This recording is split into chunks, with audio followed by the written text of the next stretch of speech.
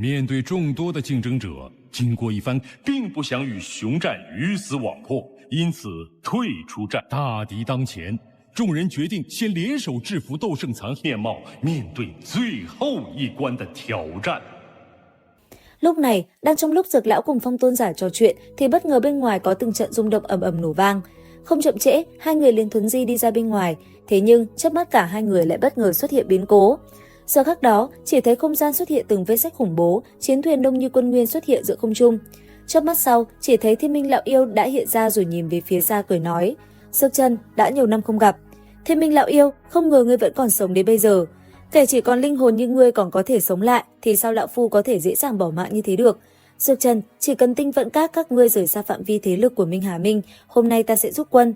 Đáp lại hắn, Thanh Lâm bên cạnh gần giọng quát: "Ngươi đừng có nằm mơ." Bên cạnh, Dược lão vẫn không nói gì, ông chỉ lạnh lùng nhìn đối thủ. Thấy vậy, Thiên Minh lão yêu liền hỏi lại: "Dược Trần, thế nào đây? Đã nghĩ kỹ chưa?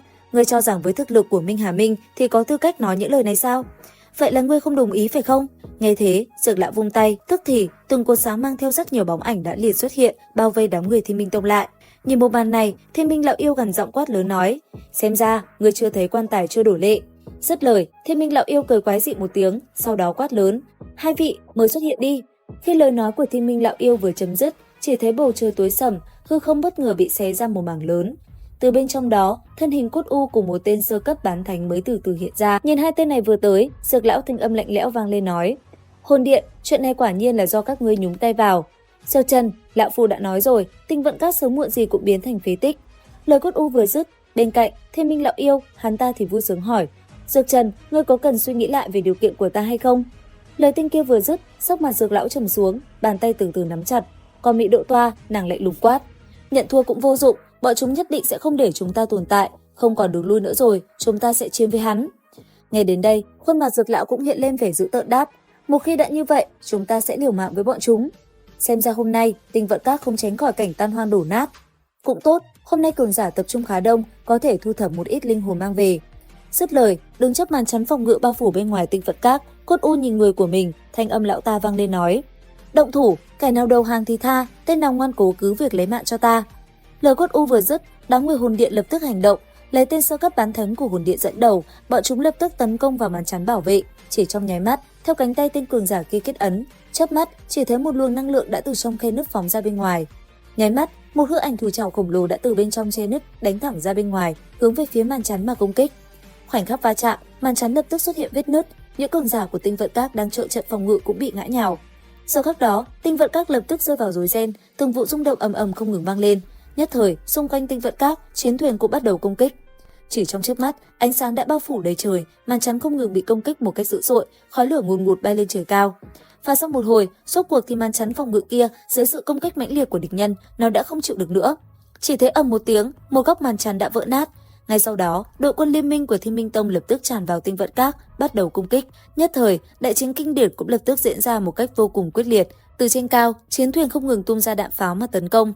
Mỗi lần đạn pháo đánh trúng, nơi đây lại một lần rung động, từng tiếng nổ ầm vang không ngừng bạo phát, khói bụi cùng hỏa diễm hòa vào bay khắp đất trời. Như cảnh tượng tinh vận các đang bị tấn công, bầu trời như bị xé tan nát, từng đòn tấn công mạnh mẽ không ngừng giáng xuống, mọi người cũng bắt đầu lo lắng. Như cảnh tượng trước mắt, suốt cuộc Dược lão cũng không bình tĩnh được nữa. Ông nhìn mấy vị cường giả của tinh vận các, thanh âm trầm giọng vang lên nói: "Cốt u và Thiên Minh lão yêu, giao cho ta đối phó. Tên bán thánh sơ cấp kia, giao cho mấy người các ngươi thay nhau ngăn chặn hắn được chứ?" Lời vừa dứt, mọi người nghe xong cũng liền gật đầu. Còn Dược lão không chút chậm trễ, ông lập tức phóng về phía địch nhân. Thấy thế, Thiên Minh lão yêu và Cốt u cười nhẹ. Không chậm trễ, hai người bọn hắn cũng động thân lao về phía Dược lão giao chiến. Phía dưới, mấy người tiểu y tiên cũng phóng người theo. Chớp mắt, mấy chị em đã liền cùng tên sơ cấp bán thánh va chạm quyết liệt. Giữa không trung, từng tiếng nổ ầm ầm vang vọng, cường giả bán thánh đại chiến, sự khốc liệt phải nói là kinh người. Mỗi lần hai bên va chạm, không gian như muốn nổ tung. Giờ khắc đó, khoảng không như bị bóp méo, từng dao động vặn vẹo kỳ dị tản ra khắp nơi này. Vừa chiến, Cốt u cùng Thiên Minh lão quái không ngừng tung võ mồm về phía Dược lão. Đáp lại, Dược lão cũng rất cứng giọng, không chỉ là so đấu về thực lực, võ mồm giữa hai bên cũng là rất quyết liệt. Gần đó, tên sơ cấp bán thánh của hồn điện bị vây công cũng không thể giải quyết nhanh được trận chiến. Tuy vậy, hắn vẫn rất ung dung. Phía bên kia có thể nói, Thải Lân cùng Tiểu Y Tiêm và Thanh Lân phối hợp vô cùng ăn ý, lần lượt từng người tung chiêu, nó liền khiến địch nhân phải dừng lại. Tuy nhiên, đối thủ của mấy chị em rất mạnh, họ cũng không thể dễ dàng chiến thắng.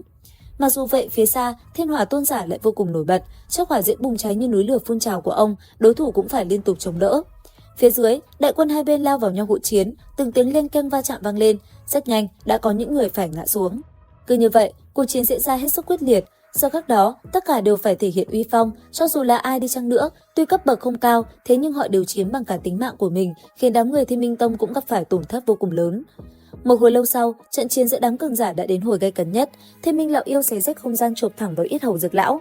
Nhưng Dược Lão quá kinh nghiệm, ông không hề phòng thủ mà tung ra một quyền thẳng mặt, muốn mạng đổi mạng, khiến đối thủ phải lui lại. Thế nhưng Cốt U đã ở phía sau lao tới, một sợi xích đen ngòm lao ra. Đối diện với nó, Dược Lão chỉ hừ lạnh, vung tay làm không gian trước mặt đông đặc lại, chặn đứng sợi xích. Ngay sau đó, ông lao thẳng vào làn xương đen, tung một chưởng thạch phá thiên kinh tung ra đánh bay Cốt U văng ra ngoài. Thấy đánh lẻ không lại, Thiên Minh Lão Yêu quát lớn nói: "Cùng lên đi!" Dứt lời, cả hai quyết định chơi hội đồng, hai người đồng loạt bộc phát năng lượng, tạo thành một thế công cuồng bạo như rồng gầm, dồn ép Dược Lão từ hai phía. Đúng lúc đó, ở một ngọn núi xa xôi, một cánh cửa đá khổng lồ đang im lìm bỗng nhiên xuất hiện vô số vết nứt. Nhất thời, từng luồng năng lượng màu cam nóng cháy đã dần tỏa ra bên ngoài, có vẻ như Tiêu Viêm sắp đột phá.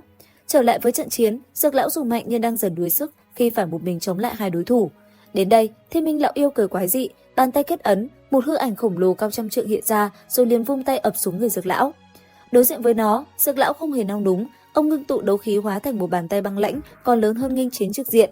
Va chạm kinh hoàng tạo ra một cơn bão năng lượng san phẳng cả một ngọn núi gần đó. Lợi dụng khoảnh khắc ấy, Cốt U lập tức áp sát tung trược. Bị tấn công liên tiếp, Dược Lão cuối cùng cũng không chịu nổi, trên miệng liền thổ huyết. Chiến thuật tiêu hao của hai kẻ địch đã có hiệu quả. Đúng lúc này, một tiếng kêu đau đớn thảm thiết vang lên. Thải Lân trong hình dạng thất thải thôn thiên mãng bị Tam Thiên Tôn đánh trọng thương. Chứng kiến cảnh đó, Tiểu Y Tiên liều mạng dùng tới Ách Nan độc kình, tạo thành một quả cầu khổng lồ đánh về phía Tam Thiên Tôn. Thấy thế, tên kia liền vung tay kết ấn, một đòn công kích cực mạnh phóng ra, liền phá tan công kích toàn lực của Tiểu Y Tiên, làm nơi đây rung động. Bùng một tiếng, Tiểu Y Tiên bị chấn bay ngược về sau, trên miệng thổ huyết. Thấy vậy, Tam Thiên Tôn định lao đến truy sát, nhưng Thanh Lân đã lướt tới ngăn cản. Nhìn nàng, tên kia không thèm để ý, hắn liền lao tới và công kích mạnh hơn. Mỗi đòn tấn công của Tam Thiên Tôn đều hung hãn và đầy uy lực. Lúc này, cục diện trận chiến đã ngã ngũ, từ trên xuống dưới, phe Tinh Vận Các đều rơi vào thế hạ phong, không ít người phải bỏ mạng. Nhưng quan trọng nhất vẫn là hai vòng chiến đỉnh cao, một bên là Dược Lão, một bên là ba người Thải Lân. Tất cả mọi người đều hiểu, chỉ cần một trong hai vòng chiến này thất thủ, phe Tinh Vận Các sẽ phải đối mặt với một đòn hủy diệt. Trên bầu trời, Dược Lão đối mặt với màn sa luân chiến không ngừng nghỉ của Cốt U và Thiên Minh Lão Yêu, ông đã thấm mệt. Đúng lúc Dược Lão đang phải tập trung cao độ, một tiếng nổ lớn từ phía xa vang lên, Thanh Lân cuối cùng đã không thể chống đỡ nổi, bị Tam Thiên Tô bắt được sơ hở, một chưởng đánh bay về phía xa, ngay cả hư ảnh thiên xà khổng lồ sau lưng nàng cũng gần như bị đánh tan. Chứng kiến cảnh này, trong lòng Dược Lão chợt lạnh đi, thế nhưng vì ông phân tâm, Thiên Minh Lão Yêu đã nhân cơ hội mà tung một chưởng đánh tới. Chịu một đòn đó, Dược Lão thổ huyết, thân hình như diều đứt dây rơi thẳng xuống đất. Thấy vậy, Thiên Minh Lão Yêu lơ lửng trên không, ánh mắt âm trầm quét qua toàn bộ chiến trường, cất giọng đầy sát khí vang vọng khắp nơi quát: "Người của Tinh Vận Các, Dược Trần đã thua, nếu các ngươi còn muốn chống trả thì lão phu cũng chẳng ngại huyết tẩy nơi này." Tiếng quát lạnh của lão như một gáo nước đá dội vào tất cả, mọi cuộc chiến đều chững lại, sắc mặt cường giả Tinh Vận Các trở nên u ám và tuyệt vọng. Thấy đã áp chế được toàn bộ, Thiên Minh Lão Yêu cười đắc ý, chỉ tay vào Dược Lão đang chật vật đứng dậy quát: "Dược Trần, hãy nhớ kết cục hôm nay đều do ngươi gieo gió gặt bão, rượu mới không uống lại thích uống rượu phạt." Dược Lão lau huyết sắc trên khóe miệng, ánh mắt lóe lên một tia cuồng dã. Thấy vậy, Cốt U liền thúc giục nói: "Lấy mạng hắn đi, miễn cho để lâu sinh biến." Lời lão ta vừa dứt, cả hai cũng liền ngưng tụ lực lượng. Trên trời cao, chỉ trong nháy mắt, một hư ảnh bàn tay khổng lồ cùng một thân ảnh cự nhân khủng bố hiện lên. Nhìn nó, Dược Lão cũng vận lực, kinh khí xung quanh nhất thời tụ lại, một chiêu tuyệt sắc cuối cùng ngưng tụ toàn bộ lực lượng chuẩn bị được ông tung ra. Thế nhưng, ngay khi cả hai bên chuẩn bị tung đòn kết liễu, thì đột nhiên phía xa ầm một tiếng, đất đá cùng khói bụi tung bay mịt mù, một luồng kinh khí kinh người bất chợt bộc phát, sóng xung kích khủng bố làm đất trời rung chuyển đột nhiên tản ra, năng lượng quét qua làm không ít người phải kinh hãi. Cả Thiên Minh Lão Yêu và Cốt U đều giật mình biến sắc quát: "Gì vậy?" Lời lão vừa dứt, từ xa xuất hiện một biển lửa ngút trời cuồn cuộn lao đến như sóng thần, và rồi một giọng nói lạnh như băng vang vọng trong không gian quát: "Hôm nay, bên trong tinh giới này, bất cứ kẻ nào không phải người của Tinh Vận Các đều phải bỏ mạng." Cùng với giọng nói đó là một luồng uy áp phô thiên cái địa, mạnh mẽ đến mức khiến cơ thể của cả Thiên Minh Lão Yêu và Cốt U cứng đờ lại. Thấy vậy, trên mặt hai bán thánh cao cấp hiện lên vẻ sợ hãi tột độ, một tiếng thét không thể tin nổi vang vọng chân trời nói: "Đấu thánh, sao có thể?" Dưới vô số ánh mắt chăm chú, biển lửa tách ra, những chiếc lá bồ đề đỏ rực như thiêu rụi cả hư không hiện ra tạo thành một con đường. Từ trong đó, một bóng người mặc áo đen, chân đạp trên sóng lửa, chậm rãi bước ra. Đó chính là Tiêu Viêm với bộ dáng cực kỳ đáng sợ, khí chất kinh người không ngừng tỏa ra khắp chiến trường, làm mọi người kinh hãi. Đến đây thì hết tập 171, và liệu rằng tập 172 sẽ có gì hấp dẫn? Theo dõi kênh YouTube Review 5 phút để biết thêm chi tiết các bạn nhé. Xin chào và hẹn gặp lại!